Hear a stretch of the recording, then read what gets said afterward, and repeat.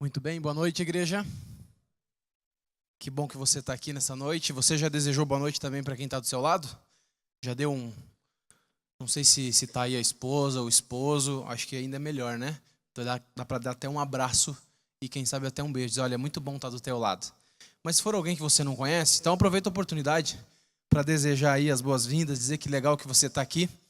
Nós estamos numa série muito especial. Aí durante esses 6 domingos, começamos no dia 13 de agosto e a gente está já no quinto domingo. Falta apenas mais um, a gente vai até a semana que vem e vamos fechar então essa série aqui com o tema Verdade que Liberta. Que bom que você está aqui, que bom que você está vindo e que bom que você também está nos assistindo aí via internet. Receba aí o nosso abraço também, o nosso carinho, que bom, que Deus abençoe você também. Nós temos um brinde especial para aqueles que toparam o desafio de vir em pelo menos 4 dos cultos dessa série de domingos. Para aqueles que são amigos da igreja, esse brinde aqui, certo? Caminho a Cristo, um livro muito legal, edição aqui de luxo. Lá o nosso pessoal da recepção, ele está entregando. E o que você precisa fazer para ter ele? Vocês lembram? Apenas 4 visitas. O pessoal lá da recepção tem a cartelinha, carimbando as presenças. Completou 4 carimbos, você já pode retirar o seu presente. E você que é membro da igreja, que está trazendo um amigo, também tem o brinde, viu? Não esqueça de pegar lá. Você também pegou a cartelinha, tem os 4 carimbinhos, você recebe aqui o DVD da Novo Tempo, algum DVD de algum cantor, um grupo da Novo Tempo. Temos ali à disposição, então receba o presente. A gente também está tendo programa para as crianças lá em cima. Aí quem tem filho pequeno, a gente ainda tem um domingo, pode trazer. O pessoal lá do Central Kids, quero agradecer muito também pela colaboração, para que a gente tenha um culto abençoado. Todos aqui receberam na entrada esse pequeno folhetinho. Ele é muito importante e a gente vai usar ele no final, tá bom? Então se você não tem aqui, deixa eu ver. Alguém não recebeu lá na entrada? Levanta a mão. Isso. Tem a nossa querida irmã que vai estar recebendo, ela vai estar entregando. Ela já está passando aí do seu lado. Levanta a mão. Ali a nossa irmã no comecinho, tem bastante gente sem.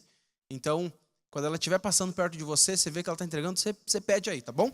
Isso aqui é importante você ter, que a gente vai usar no final da nossa mensagem. Tá certo? Vamos fazer uma oração? Pedir uma bênção a Deus pelo estudo dessa noite? Vamos orar? Pai querido, obrigado, Senhor, porque viemos à tua casa, porque mais uma vez o Senhor tocou em nosso coração. Estamos vindo, Senhor Deus, de um feriadão, pudemos descansar. Foi tão bom, Senhor. Mas a gente também está vendo notícias tristes, Senhor, de outro lado, de uma região mais distante. E tem muitos irmãos nossos aqui da igreja que tem parentes lá. Esse furacão que está devastando, Senhor Deus, ali todas aquelas ilhas do Caribe, também agora lá nos Estados Unidos, Flórida. Nós queremos orar por todas essas pessoas, para que o Senhor opere milagres, para que o Senhor preserve a vida, para que o Senhor abençoe, Senhor Deus, todo mundo que está lá, dando força e saúde para poder, Senhor Deus, se reerguer depois dessa tragédia. Nós oramos por eles e nessa noite nós queremos também pedir que o Senhor esteja entre nós, falando ao nosso coração, e que de alguma forma o tema que nós vamos trabalhar essa noite venha falar conosco, que ainda precisamos, Senhor Deus, ouvir e tomar uma decisão, ouvir a tua voz, tomar uma decisão. São as bênçãos que nós te pedimos, em nome de Jesus. Amém. Ok, então só para a gente relembrar, para nós relembrarmos, estamos aí nessa série chamada Verdade que Liberta. E para te explicar um pouquinho melhor, por que verdade que liberta? Que verdade é essa que liberta? A Bíblia diz, né? E conhecereis a verdade vos libertará. Libertar de tantas coisas, né? Somos escravos de tantas coisas. De hábitos, de pecados, de temperamentos, de situações. E a Bíblia promete para nós, você vai ser liberto se você entrar em contato com essa mensagem, se você conhecer essa mensagem. Ela pode te libertar.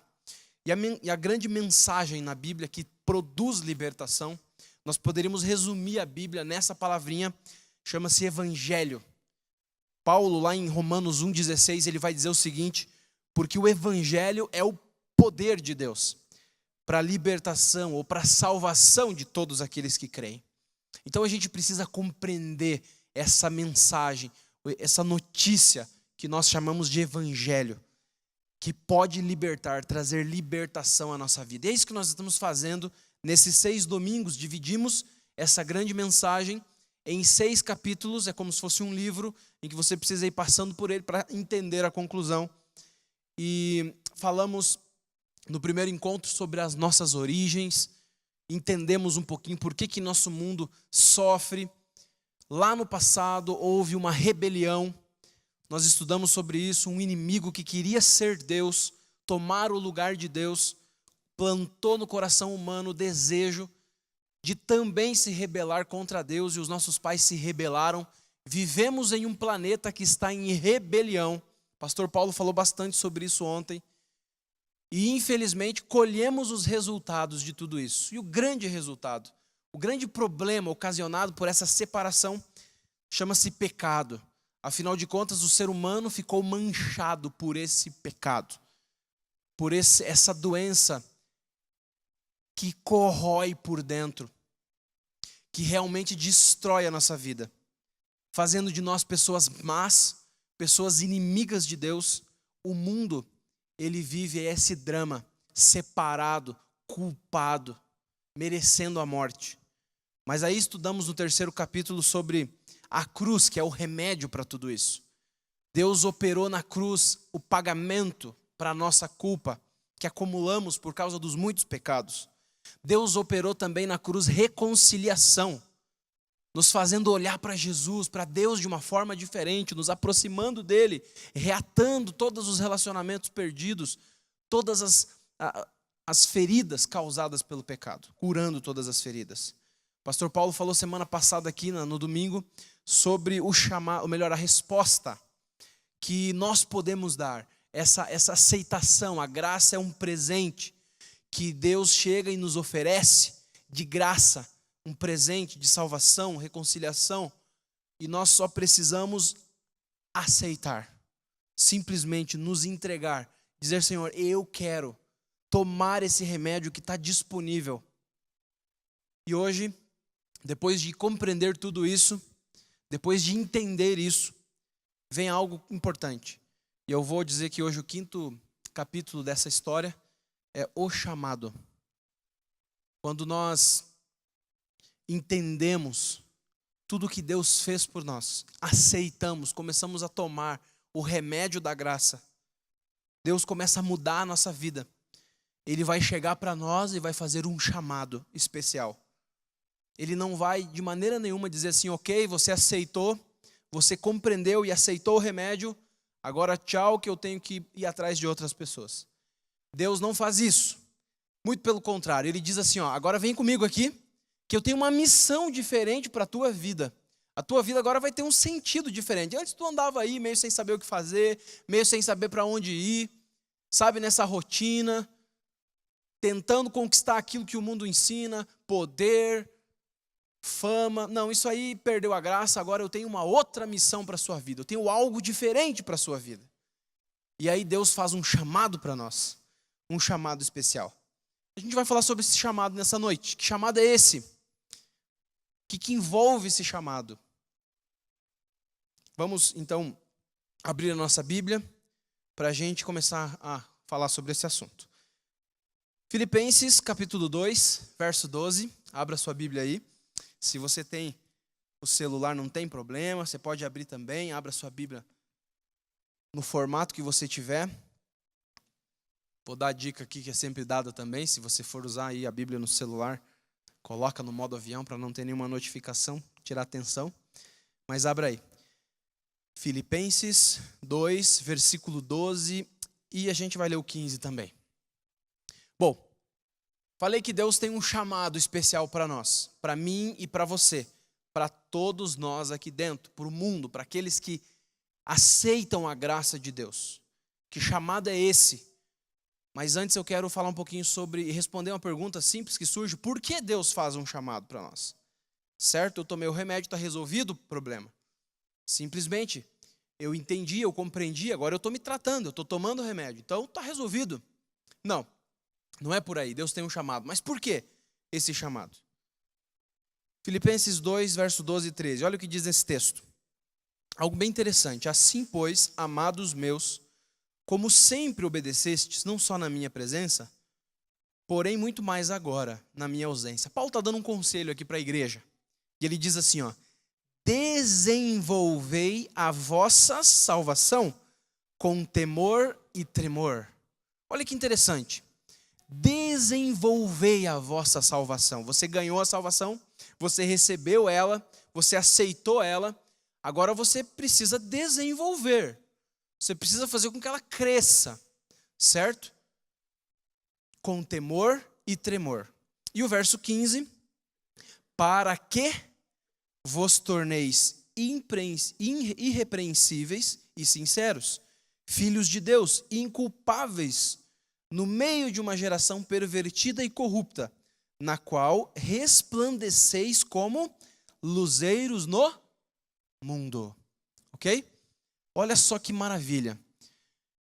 Então esse texto está dizendo uma coisa simples. Pode complicar um pouquinho, porque essa palavrinha desenvolver a vossa salvação, o que Paulo está querendo dizer com isso? Será que ele está querendo dizer que eu tenho uma parte na minha salvação?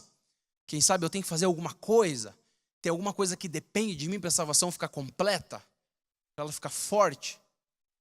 Ok? Bom, a gente sabe que a salvação ela é inteiramente pela graça. É Deus que opera. Ele deu o presente. Era impossível para nós.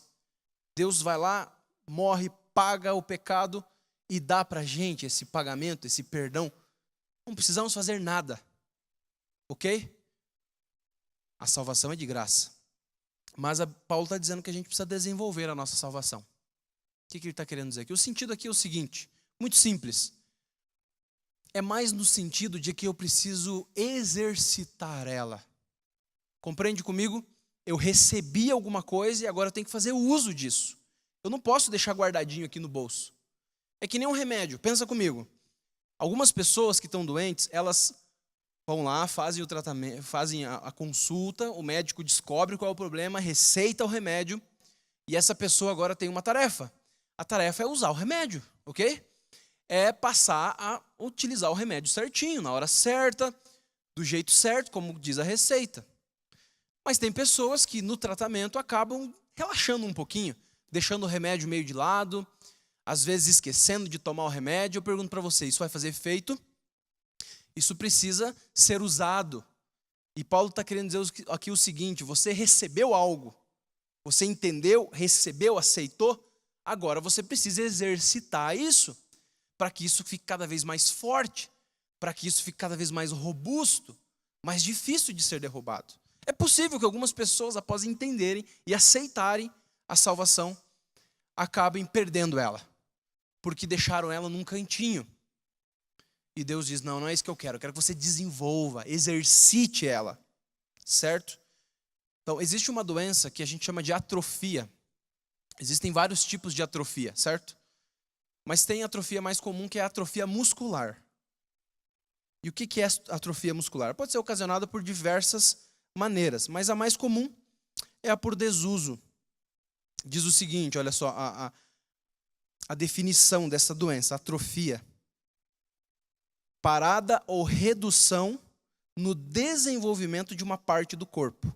Os músculos podem diminuir de tamanho e o corpo pode perder a capacidade de movimentar pernas e braços. Quando aquilo para de ser usado, sedentarismo, inatividade, falta de uso, acaba atrofiando então os músculos. Olha só a foto, por exemplo. Essa aqui é uma pessoa que tem uma das mãos atrofiadas. Aquela mão que está perfeita, ela é usada para o trabalho, e a outra, de alguma forma, parou de ser usada, ela atrofiou. Alguns têm a salvação assim, atrofiada, porque deixam guardadinha num canto, porque deixam ela ali, legal, recebi, e agora?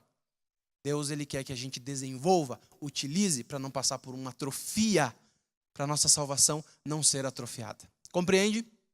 Então, nós precisamos utilizar essa salvação. O que eu estou querendo dizer com isso? Bom, vamos lá. Para que eu devo, então, desenvolver a minha salvação? Qual é o objetivo de eu exercitar a salvação? O que eu estou querendo dizer com isso? É o verso 15 que a gente leu. Para quê? Veja que o verso 15, olha na tua Bíblia aí, ele começa dizendo para quê, ou seja, o propósito, o objetivo disso.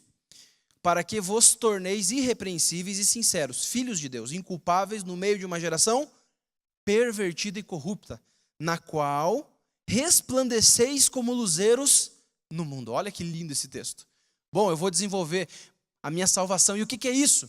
Vivemos no meio de uma geração pervertida, uma geração corrupta. Vivemos num mundo que está convulsionando. A gente está desesperado vendo aí os noticiários.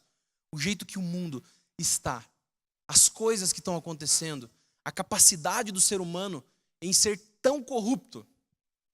Isso está vivo na nossa mente. A gente está vendo isso e se apavorando todos os dias. E a Bíblia vai dizer o seguinte: você precisa desenvolver a sua salvação. E desenvolver a salvação é o quê? É ser luz para uma geração que está depravada, está corrupta. É você ser luz para essas pessoas. É ser luzeiro. E aqui é que entra o chamado de Deus. Ele diz: olha, vamos lá, vamos exercitar a salvação como? Sendo luz, apresentando, falando, levando essas pessoas a compreender aquilo que mudou a minha vida. Esse é o chamado de Deus. Vem comigo para você fazer parte desse movimento, participar desse plano de avisar, de deixar claro para o mundo qual é a luz, para mostrar para o mundo qual é o remédio. Você já descobriu, você já entendeu. Então agora você precisa se envolver nisso.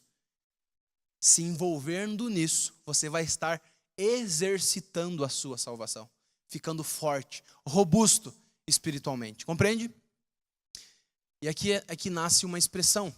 Aqui é que nasce uma ideia bíblica, a ideia de igreja. Deus levantando uma igreja, um povo para ser luz. Veja só que nesse texto, no verso 15, várias vezes Deus aqui fala de coletivo, fala no plural. Ele usa algumas expressões como nós, filhos, luzeiros. Deus chamou nós para sermos filhos, para sermos luzeiros. É plural, é coletivo. E aqui nasce essa ideia de igreja. Deus preparando, formando, reunindo uma igreja para ser luz nesse mundo. E é lógico, eu posso fazer a diferença? Posso. Deus está me chamando para mim ser luz? Está me chamando para mim ser luz. Mas pensa comigo, lá na minha terra, a gente tem uma brincadeira um pouquinho cruel assim no verão. Tem muito vagalume lá no Rio Grande do Sul, lá na minha cidade. E a gente gosta de caçar os vagalumes e fazer uma espécie de uma lanterna de vagalumes. E a gente saía andar no escuro com aquela lanterna de vagalumes. E eu pergunto para você, será que um vagalume teria capacidade para iluminar assim a escuridão? Um vagalume não passa de um pontinho no meio da escuridão. Mas quando você junta muitos vagalumes, eles têm uma capacidade poderosa de até apresentar o caminho, iluminar o caminho para você andar por ele. Quando nós estamos isolados, nós temos influência. Mas quando nós nos juntamos, a nossa influência é muito maior. É por isso que Deus então prepara uma igreja. Ele reúne um povo para, como uma multidão de vagalumes, iluminar o caminho, sabe? Dissipar a escuridão desse mundo que a gente vive. Amém? Vamos dar uma olhadinha agora no texto, onde Deus ele institui, ele começa essa história de igreja. Está lá em Gênesis, capítulo 12. Gênesis, capítulo 12, verso 1 até o 3. Essa é a história de Abraão. E ela é muito linda. Quando Deus chega para Abraão, um homem que foi alcançado pela graça, um homem que foi abalado pela graça de Jesus, que aceitou, que entendeu, que compreendeu e que a cada dia resolveu caminhar com Jesus. Deus chega para Abraão e no verso 1 diz assim: Abraão, sai da tua terra e da tua parentela e da casa do teu pai e vai para uma terra que te mostrarei. De ti farei uma grande nação e te abençoarei e te engrandecerei o nome. Se tu uma bênção.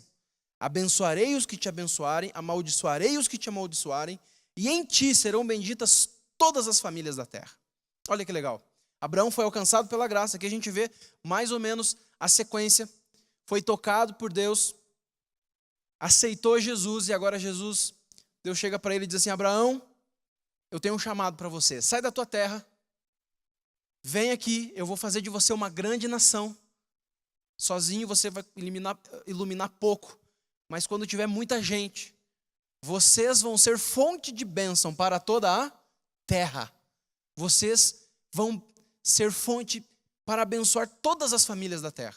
Não é só uma nem duas. Eu quero que vocês sejam a minha luz nesse mundo em trevas. Eu quero que vocês sejam aonde todas as famílias serão benditas. E aqui começa a igreja. A igreja de Deus passou no Antigo Testamento por uma série de momentos altos e baixos.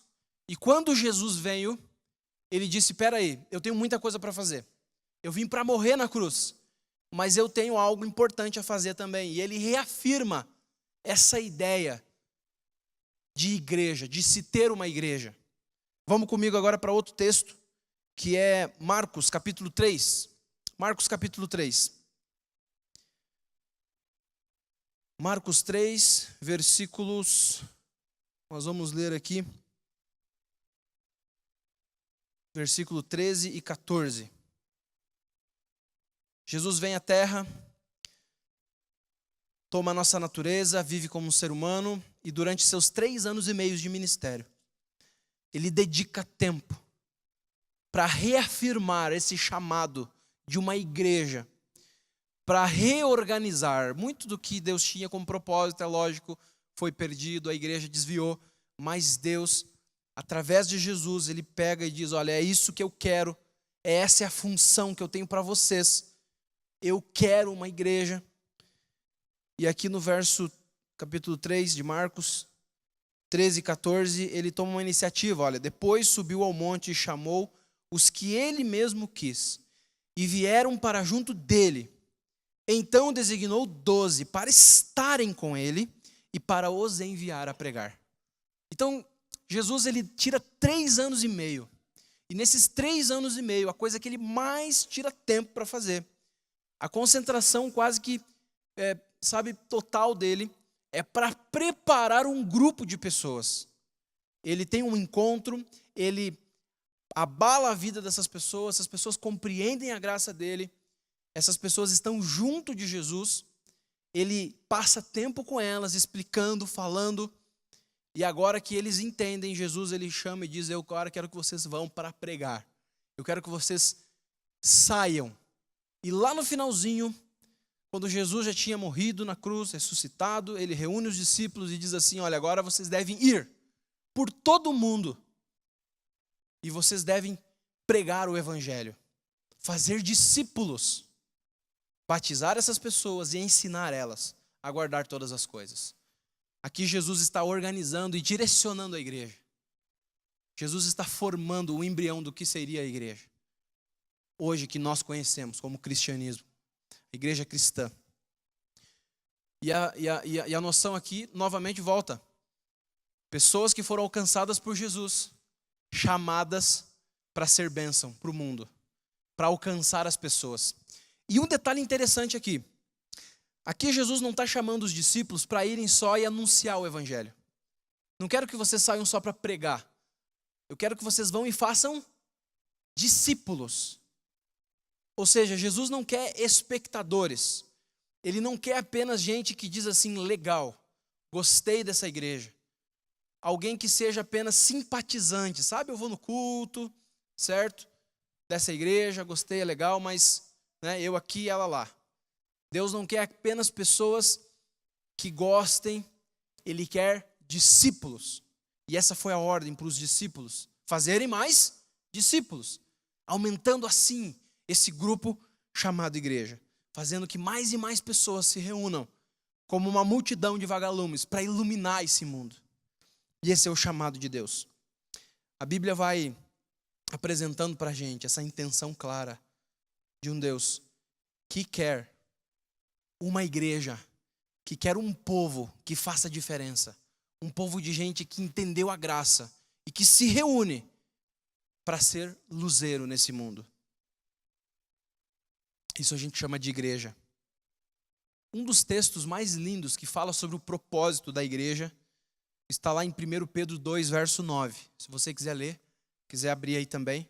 Mas eu vou citar, é um texto conhecido. Lá Pedro diz o seguinte, olha, sabe o que é a igreja?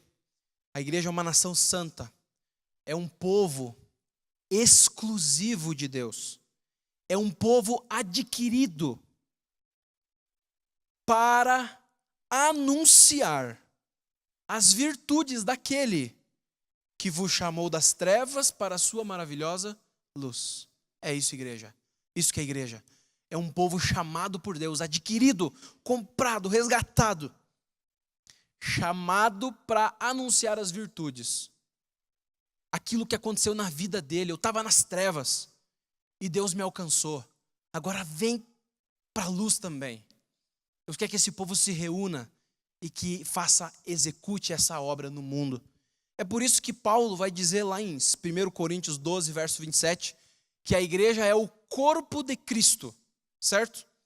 Corpo de Cristo, você já ouviu isso? Como assim corpo de Cristo?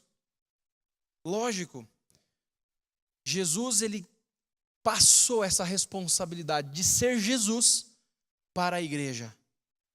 A igreja, quando se reúne, esse povo, quando se reúne e entende o seu propósito, passa a ser corpo de Cristo, a extensão do ministério de Jesus.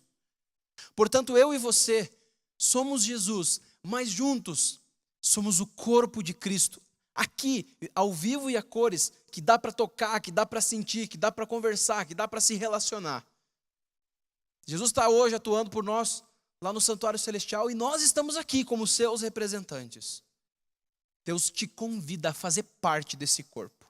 Esse é o chamado. Compreende? O que é a igreja? Bom, a gente já tem falado muito sobre isso. Mas a igreja não é um prédio, não é esse lugar aqui onde nós nos reunimos. A igreja também não é uma denominação que tem nome, placa. A igreja também não é simplesmente uma instituição, não é isso. A igreja, queridos, são as pessoas sinceras que entenderam a graça de Deus, a graça de Jesus, que foram alcançadas por essa graça e que se uniram para iluminar o mundo. Organizaram-se em bairros, cidades, países, continentes e assim por diante. Ela extravasa, não é apenas uma denominação. Certo? A essa altura a gente precisa falar sobre um outro assunto, sobre um outro ponto, né? Há em nosso país hoje muitas pessoas que se tornaram aversas à igreja. Eles até arrumaram um título para essas pessoas, os sem igreja.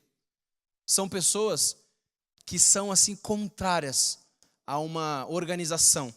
Elas até aceitam Jesus, elas leem a Bíblia, elas se dizem cristãs, mas elas não vão à igreja, elas não frequentam a igreja, elas não se uniram a uma igreja. Porque passaram por alguma decepção, a igreja não era aquilo que elas pensavam que eram. Talvez por causa de um pastor mal intencionado, algum mau testemunho de um líder da igreja, alguma pessoa que utiliza-se da igreja para obter recurso. Existe também um grupo que são os anti-igreja. É gente que não quer nem saber, nem de Deus, nem de igreja, por causa do preconceito que foi levantado. Tem gente assim, que foge da igreja, que não quer saber de frequentar, de estar ali. Eu não sei se você tem preconceito, se alguém aqui nessa noite já pensou assim, igreja, por que eu preciso de uma igreja? Existe um grande grupo.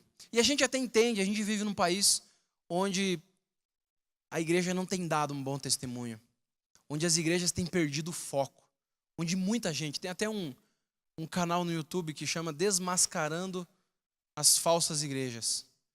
E lá tem vídeos assim mostrando coisas complicadas, que a gente olha e diz assim, que vergonha, como pode acontecer isso? Realmente a igreja, ela não tem sido aquilo que Deus pretendia através dela. Mas eu pergunto para vocês, será que a gente vai abandonar o chamado de Deus? Será que a gente vai deixar de lado isso, virar uma ilha solitária por causa da desvirtuação que o inimigo tem operado. Tem alguns textos que me explicam um pouquinho e que me deixam assim confortados. Queria que vocês abrissem esses, tá? Apocalipse 12, verso 13. Olha só esse texto. É um dos que me faz entender um pouquinho esse problema que a igreja tem enfrentado, essa visão ruim que as pessoas têm tido da igreja. Apocalipse 12, esse para mim é o capítulo mais legal da Bíblia, que eu mais gosto. Tem muita resposta aqui. Apocalipse capítulo 12, deixa eu abrir na minha também. Verso 13. Esse texto fala sobre o grande conflito entre Cristo e Satanás. Esse texto fala sobre o nascimento de Jesus. Esse texto fala sobre a salvação que Jesus operou na cruz, sobre esse inimigo que tentava tomar o lugar de Deus. E no meio de todo esse contexto, o verso 13 diz o seguinte: quando, pois, o dragão se viu atirado para a terra, o dragão aqui é Satanás, o inimigo de Deus. Quando ele se viu aqui atirado na terra, derrotado por Jesus, ele viu a mulher, e mulher a gente sabe que é a igreja em profecia, que dera a luz ao filho, da onde Jesus saiu. E ele diz o texto, quando o dragão se viu atirado para a terra, ele perseguiu a mulher que dera a luz ao filho varão. A igreja, ela é o foco de Satanás. É onde ele opera as suas perseguições. É onde ele tenta desvirtuar. É onde ele tenta, de todas as formas, desestruturar a vida das pessoas. Ele tem entrado em muitas das igrejas e tem feito reais estragos. Tem operado coisas terríveis, desvirtuado. Ele é o foco de Satanás é a igreja, porque ele sabe que ali está o povo que entendeu a graça de Jesus. Ele sabe que ali está um povo que necessita desenvolver a sua salvação, exercitar a sua salvação, que juntos eles podem ser luz para o mundo. E essa foi a estratégia que Deus resolveu usar. Então ele dirige todas as suas tentações, provações, artimanhas, enganos para a igreja. E é interessante que o próprio Jesus ele já avisou isso. Ele disse: filhos, quer saber de uma coisa? Atentem para o que eu vou dizer. Lá em Mateus, capítulo 13, verso 22, ele fala assim: nos últimos dias surgirão falsos cristos e falsos profetas. Vai surgir muita gente enganadora, gente que vai usar da Bíblia para enganar as pessoas, para desvirtuar, para fazer da igreja quase como um comércio. Vai surgir, vai ter gente, sabe, que vai falar bonito, mas que no fundo é engano, é veneno. E a gente vive no meio de um cenário assim, em que tem muita igreja, tem muito caminho, tem muita placa, mas pouca verdade. E a gente olha para tudo isso e diz assim: peraí, tem alguma igreja verdadeira no meio de tudo isso? Será que tem uma igreja verdadeira no meio de tudo isso? Ou será que já perdeu o sentido? O que você acha? Será que existe uma igreja verdadeira? São mais de 32 mil denominações. Alguma dessas ainda mantém o propósito pelo qual Deus os chamou? Será? Deus chamou a gente para participar dela, então essa é uma pergunta que eu tenho que me fazer. Essa é uma pergunta que eu tenho que levar a sério. Está tudo desvirtuado, tudo perdido, ou Deus mantém ainda alguma coisa sã aí no meio disso tudo? Essa é uma boa pergunta. Eu me fiz essa pergunta quando eu tinha 14 anos de idade. Eu nasci na igreja adventista, me criei na igreja adventista. Eu ia na igreja porque meus pais me levavam, porque meus pais, eles até me puxavam pela orelha: Adriano, vamos lá, tem que ir na igreja. E quando eu estava com 14 anos, eu disse: quer saber de uma coisa? Por que eu tenho que ir nesse negócio? Por que eu tenho que ir na igreja? Só porque meu pai está me chamando? E uma vez eu lembro que eu fingi que estava com dor de barriga e disse: hoje eu não vou na igreja. E o meu pai viu que eu estava fingindo e disse: você vai na igreja. Eu não vou, estou com dor de barriga. E ele disse: você vai na igreja. E eu fiquei tão emburrado com ele que eu disse: então tá bom, eu vou, mas eu não vou com vocês. Eu vou a pé. E eu andei 14 quilômetros a pé. Eu cheguei quase 11 horas. O culto já estava terminando na igreja. Estava aquele período de crise, sabe? Mas eu agradeço por essa crise, porque ela me fez questionar. Me fez me perguntar: estou na igreja certa? É isso mesmo? Qual é o caminho, Senhor? Eu entendi o chamado, eu entendi a graça, eu quero estar no caminho certo. Eu quero me unir ao povo que tem a missão, a um povo que pode ser luz para esse mundo.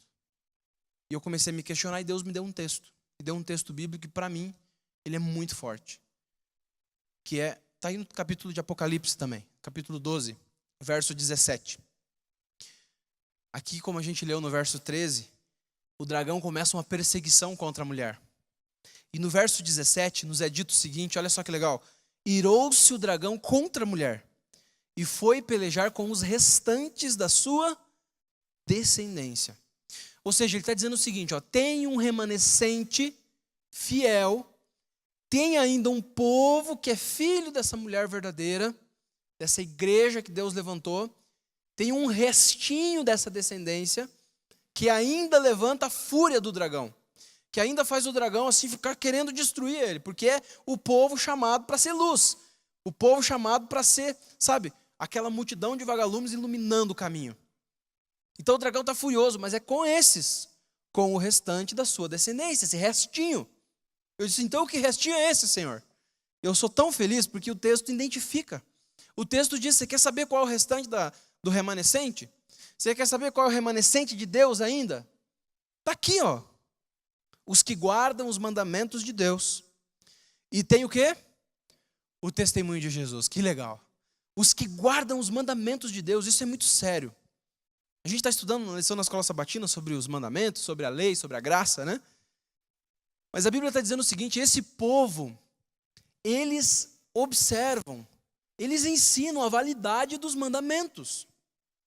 Porque os mandamentos é o caráter de Deus. É a resposta de amor que esse povo dá por ter sido aceito, por ter, sido tocado pela graça de Deus. Eles entenderam como Deus é Pai, como Deus é amor. Então eles agora vão pautar a vida deles pelos mandamentos. Eles não negociam esses princípios. E tem muita denominação hoje que negocia os princípios. Tem gente que diz assim, ok, 10 mandamentos, não vou matar, não vou roubar. Mas quando chega ali no 4º mandamento, esse aqui é diferente. Esse 4º mandamento que é guardar o sábado, esse aqui, vamos deixar de lado. Esse aqui, e aí tem um monte de histórias, um monte de argumento. Mas é errado matar, é errado adulterar? Esse aqui sim. Mas e esse? Não, esse aqui, né? E tem ali uma série de desculpas. Tem até uma denominação que mudou, colocou um outro no lugar. E aí eu pergunto, por que se faz isso? Bom, é que é muito mais cômodo, né? Ser fiel a Deus nesse mundo, manter-se fiel a Deus nesse mundo, responder de amor verdadeiro, não é fácil. Não é fácil. É fácil falar, dizer eu te amo, é ou não é? Agora demonstrar e dizer isso, com atos, isso é difícil, mas esse povo leva a sério. Vou dizer para vocês, guardar o sábado não é fácil hoje. Tudo é contra. Você chega no emprego e você diz o seguinte, eu não trabalho no sábado. Esse é o dia que eu respeito para Deus. É fácil ou difícil fazer isso? Quando a gente está na faculdade e a principal aula cai no sábado e a gente vai lá e fala com a professora, com o colégio, é fácil ou é difícil? E aí vai. Mas esse povo não abre mão, ele permanece firme ainda que seja difícil. Mas muitos acabam simplesmente, não é tão popular, então vamos deixar de ladinho aqui. Algumas denominações que para poder serem aceitas nos meios científicos, elas dizem assim, esse negócio de que Deus criou o mundo, isso aí é história, né? Na verdade, a gente é fruto de uma evolução. Tem igrejas que dizem isso. Porque falar isso no meio acadêmico é confortável, faz a gente parecer inteligente. Mas essa igreja, esse remanescente, eles não abrem mão, ainda que isso não seja assim aceito socialmente, ainda que eles fiquem por último, eles não abrem mão. Eu disse, é essa a igreja que eu quero ser. E tem uma segunda característica, eles têm o testemunho de... testemunho de Jesus, que negócio é esse? Eu fiquei me perguntando, que coisa é essa? Testemunho de Jesus? Eu disse, então deve ser, são fiéis a Jesus. Mas eu comecei a estudar e eu entendi o seguinte, olha só. Testemunho de Jesus aqui está dentro do contexto do Apocalipse, tá certo? Está dentro do livro do Apocalipse. E o testemunho de Jesus aqui foi as revelações proféticas dadas a João. Então, o testemunho de Jesus aqui, ele é algo que tem a ver com essa revelação profética, que foi dada por Jesus através do anjo para João. E lá no Apocalipse 19, verso 10, ele revela isso. O que diz lá em Apocalipse 19, verso 10? O testemunho de Jesus é o espírito de profecia. Que negócio é esse? Quer dizer, a igreja do final dos tempos, esse remanescente precisa ter um profeta no meio dela? Precisa, mas a gente já tem uma Bíblia toda. Que negócio é esse? E eu fui estudando e tentando compreender, e eu entendi o seguinte: todo o período da igreja, Deus deu os seus profetas. Na época de Davi teve Natã. Na época de Acabe teve Elias. Na época do dilúvio teve Noé. Na época de Jesus teve João Batista. Depois os discípulos. Os profetas, eles eram auxiliares do povo de Deus, da igreja. Eles serviam para apontar o erro e dizer: olha, gente, está errado aqui, ó, é por aqui o caminho. Eles ajudavam o povo a se manter nos trilhos. E eu disse: tá, faz sentido. Será que a igreja hoje, remanescente, nesse período que a gente vive tão confuso, gente por aí dizendo: ó, é esse aqui o caminho, e aí o outro diz: não, é esse aqui o caminho, todo mundo usando a mesma Bíblia, argumentos tão confusos, cheio de igreja, cada uma defendendo uma verdade, todas em cima da mesma Bíblia, e a gente olha para tudo isso e alguns argumentos são convincentes. Será que não seria importante um profeta hoje, dizendo para nós: olha, filho, cuidado com esses argumentos, aí não é o caminho, é por aqui o caminho? E eu disse: faz sentido, seria bom ter um profeta hoje mesmo. E aí eu comecei a estudar a vida de Ellen White.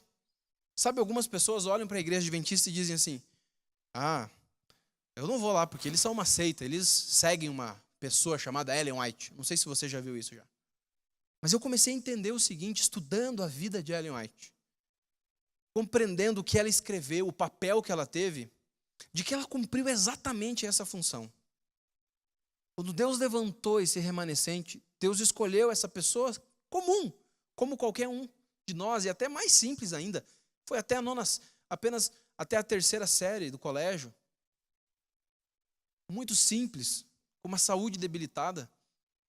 Mas ela teve um papel fundamental de ajudar essa igreja a entender, a manter essa igreja nos trilhos, a dizer o seguinte: olha, cuidado, aqui está errado. Puxou a orelha muitas vezes.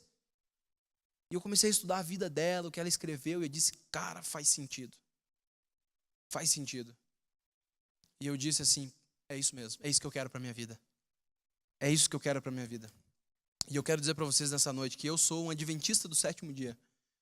Porque eu vi aqui, na Bíblia, que a igreja adventista do 7º dia, ela cumpre esses 2 papéis.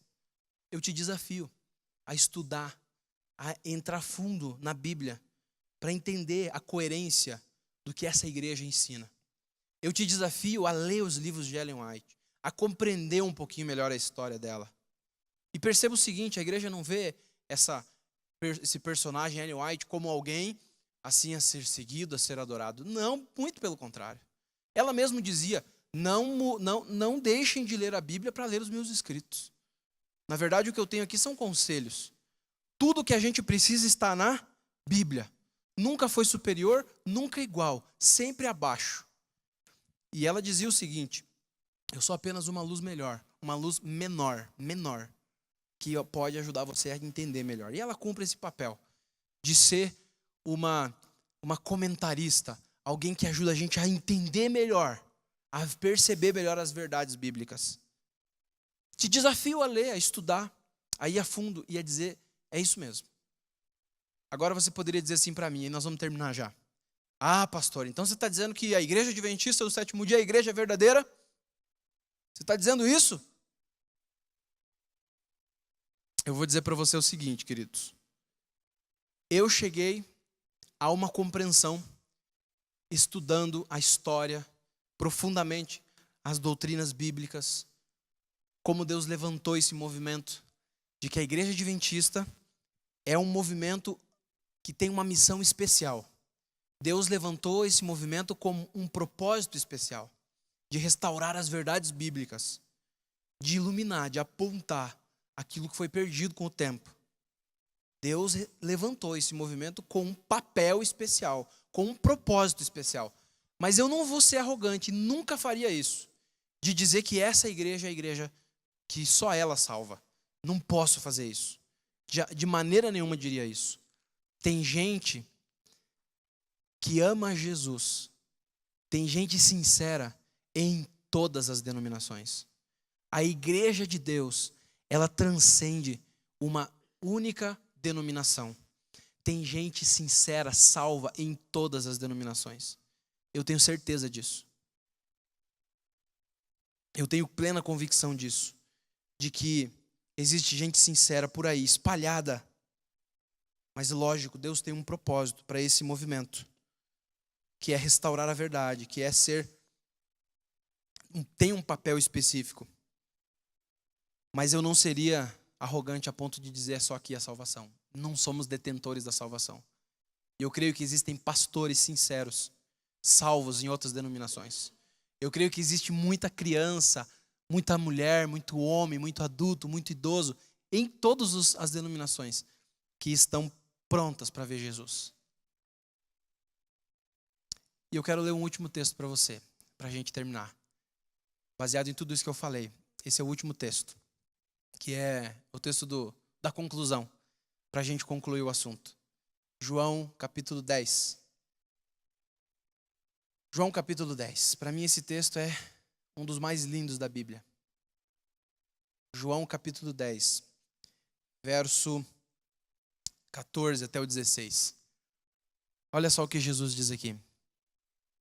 Eu sou o bom pastor e conheço as minhas ovelhas, e elas me conhecem a mim. Assim como o Pai me conhece a mim, eu conheço o Pai e dou a vida pelas minhas ovelhas. Ainda tenho outras ovelhas, não deste aprisco. A mim me convém conduzi-las. Elas ouvirão a minha voz. Então haverá um rebanho e um pastor. Esse texto resume tudo que a gente falou nessa noite. Primeira coisa que ele fala é que Deus conhece as suas ovelhas. Deus ama cada uma das suas ovelhas, que são todas as pessoas desse mundo. Deus olha para cada uma desde o nascimento, acompanha a vida e o drama de ter nascido no mundo pecador. E ama profundamente cada uma das ovelhas. Eu quero dizer uma coisa para você: Deus ama você de forma especial, de forma única.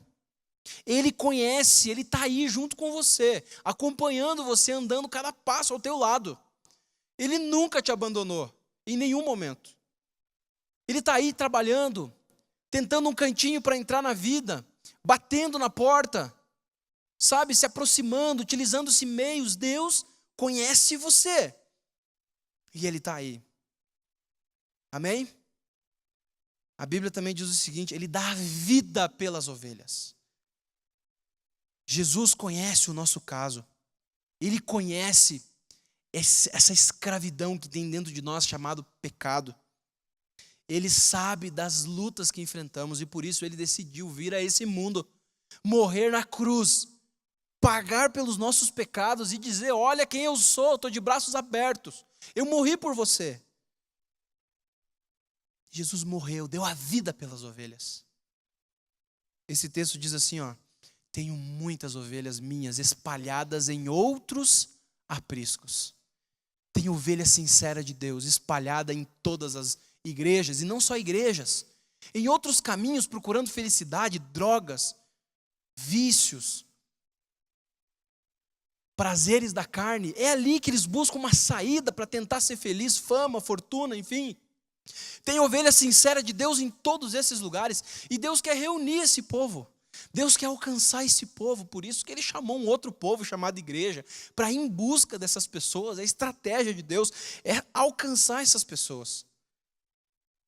E por último, Jesus diz assim, eu quero trazer todas essas ovelhas espalhadas para o meu aprisco. Deus tem um aprisco, queridos. Deus não tem 32 mil apriscos, Ele tem um aprisco. Ele tem um aprisco. E a Bíblia diz: eu quero conduzir as minhas ovelhas para esse aprisco. Eu quero reunir elas em torno dessa verdade. Eu quero chamar elas. Eu quero dizer, isso é tão forte que em algum momento da vida, Deus começa a trabalhar de uma forma irresistível. E eu não quero, ou melhor, eu não sei o porquê que você está aqui nessa noite. Eu não entendo o que te trouxe, qual é a tua história, mas eu quero dizer, se você olhar para a tua história, você vai perceber que Deus esteve em cada momento trabalhando para te trazer aqui. E eu não sei o porquê, o que te trouxe aqui, melhor, mas eu sei o propósito. É porque Deus quer te chamar para se juntar a esse aprisco. Como um grupo de vagalumes, como uma multidão de vagalumes que se junta para ser luz. Para exercitar a nossa fé. Para nos fazer seu povo exclusivo. Que anuncia as verdades para esse mundo que está em trevas. E a pergunta é: você aceita o chamado? Você aceita o chamado? Pode ser que tenha alguém aqui nessa noite que está estudando a Bíblia, que está tentando entender, compreender, através da Novo Tempo, através de uma pessoa, e que está ali ainda, apenas como um espectador, como alguém curioso. Deus quer te dizer o seguinte: filho, eu quero que você venha para o meu movimento. Eu quero que você se une, que seja parte do corpo de Cristo. Eu quero que você se entregue de fato, não para ser apenas alguém que fica bebendo remédio sozinho, alguém que fica ali como uma ilha. Eu quero que você se una ao movimento chamado igreja. Eu quero que você faça parte, que você seja o meu corpo, para desenvolver a sua salvação, para ser luz para esse mundo, para juntos sermos bênção para esse mundo. A Bíblia institui o batismo como um momento em que a gente entra para esse corpo, como um momento em que nós recebemos o dom do Espírito Santo para sermos luz. É o momento em que a gente demonstra aceitação e que a gente demonstra também que aceitamos o chamado, que queremos o chamado. Aceitação pelo que Cristo fez e aceitação pelo chamado. É o batismo. E quem sabe tem alguém aqui que está ainda ali na beira, no limiar do reino, como diz a irmã White, esperando alguém para empurrar. Eu queria dizer o seguinte: Deus hoje está chamando você. Nós vamos ter um batismo aqui dia 24. Vai ser o batismo da primavera. E se tem alguém aqui essa noite que está no limiar, eu quero dizer o seguinte: Deus quer você. Deus está te chamando. Quem sabe tem alguém aqui que está afastado, que está com a fé um pouco fria. Deus quer você. Deus está te chamando também. Você é raro. Você é alguém único. Deus te escolheu. Deus quer você. Deus ama você. Ele não quer apenas trazer a mensagem e deixar você jogado num canto. Ele quer você com Ele, nesse aprisco, que é luz para o mundo. Deus quer você. Quem sabe você já é um adventista há um tempo. Já é um membro da igreja há um tempo. Mas anda um pouco iludido ou desiludido. Deus quer você.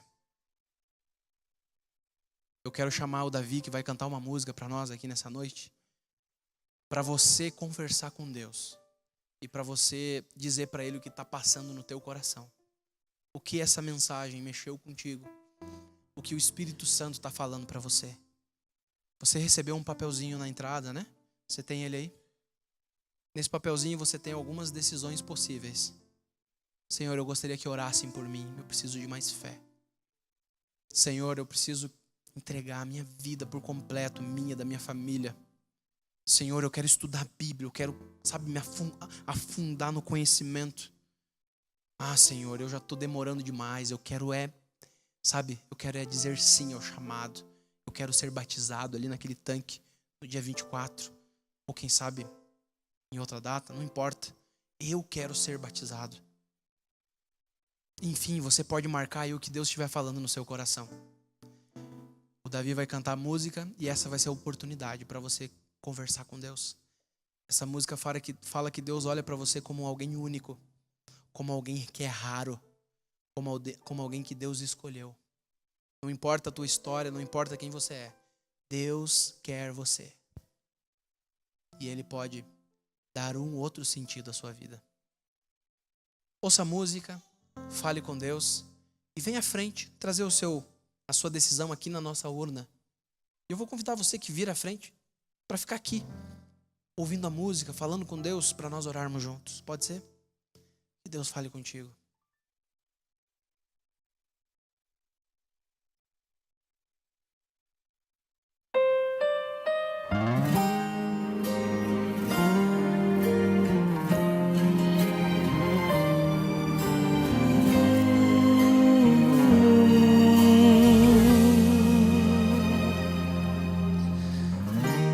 Não consigo ir além do teu olhar. Tudo que eu consigo é imaginar a riqueza que existe em você. O ouro eu consigo só admirar, mas te olhando eu posso a Deus adorar. A salvação é um bem que nunca envelhecerá. O pecado não consegue esconder a marca de Jesus que existe em você. O que você fez ou deixou de fazer não mudou o início, Deus escolheu você. Sua raridade não está naquilo que você possui ou que sabe fazer. Isso é mistério de Deus com você. Você é o espelho que reflete a imagem do Senhor. Não chore se o mundo ainda não notou. Já é o bastante Deus reconhecer o seu valor. Você é precioso, mais raro que o ouro puro de Ofir. Se você desistiu, Deus não vai desistir. Ele está aqui para te levantar se o mundo te fizer cair.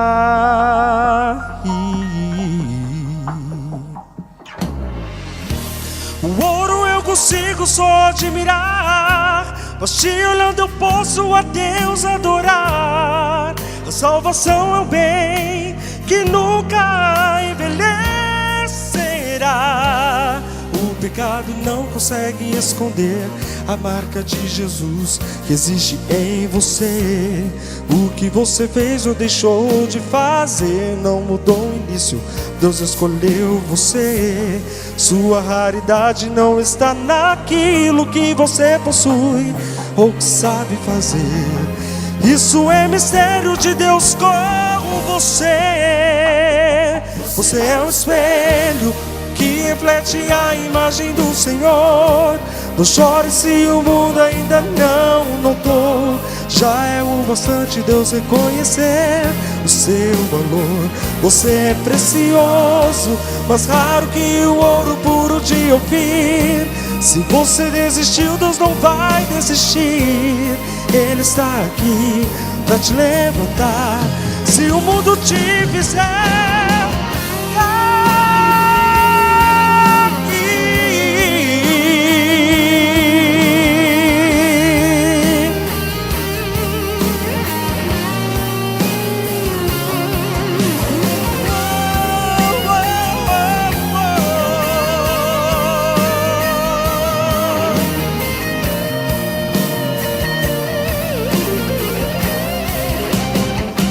Você é o espelho que reflete a imagem do Senhor. Não chore se o mundo ainda não notou. Já é o bastante Deus reconhecer o seu valor. Você é precioso, mais raro que o ouro puro de Ofir. Se você desistiu, Deus não vai desistir. Ele está aqui para te levantar se o mundo te fizer cair.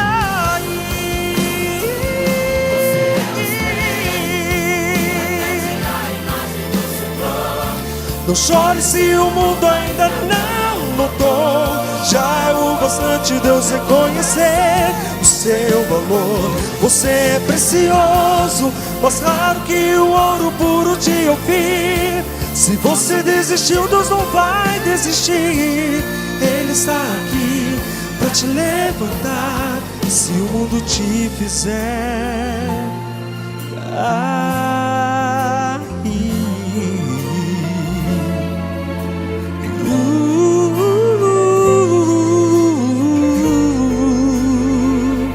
Você é raridade.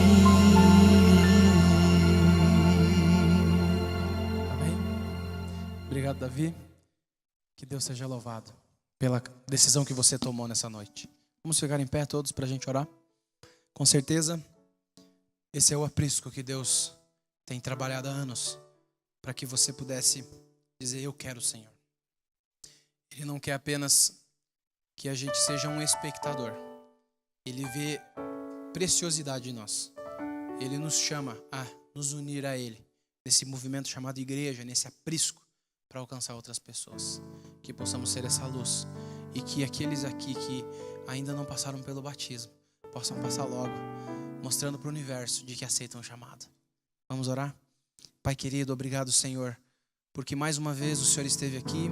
Eu tenho certeza, Pai, que apesar do ser humano tão simples e fraco que sou, o Senhor de alguma forma falou com alguém, Pai. Eu não conheço, eu não sei quem é, mas alguém aqui, Pai, que colocou no seu coração o desejo, a aceitação de passar pelas águas do batismo.